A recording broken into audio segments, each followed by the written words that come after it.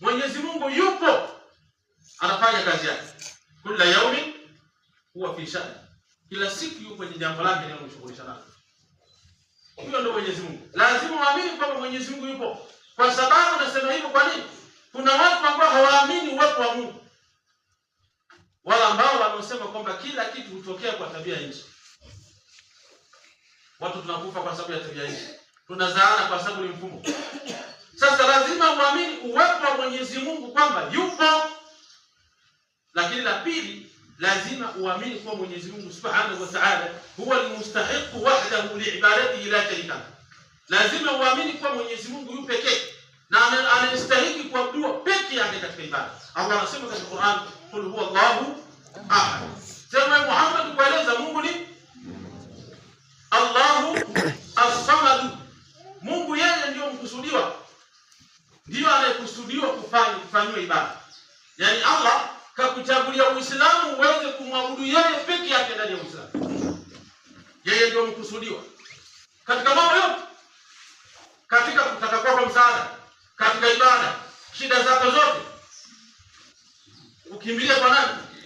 Mwenyezi Mungu Subhanahu wa Ta'ala. Lakini pia jambo la tatu, uamini kwa Mwenyezi Mungu peke yake ndiyo ambaye anastahili, yeye ndiyo muumba. Maana ameumba kile unachokiona kwa macho na usikiona kwa macho. Kwa maana vipi? Utakapoamini kwa Mwenyezi Mungu ndiye aliyeumba wewe, utakapoamini Mwenyezi Mungu ndio kila unachokiona wewe kakiumba, basi utaamini kwamba yeye ndiyo peke yake anastahili kuabudiwa. Ndio maana akasema kwamba tauhid ar-rububiyya hi akbar tauhid. Kwa sababu gani? Li'annahu yatadhammanu bi tauhid ar-rububiyya. Kwa sababu hii inaingiza ndani tauhid al-uluhiyya. Mtu akijua kwamba Mungu ndio muumba, akajitazama na akajua vitu vyote, moja kwa moja atakinaisha ndani ya moyo kwamba Mungu ndiye anastahili kuabudiwa.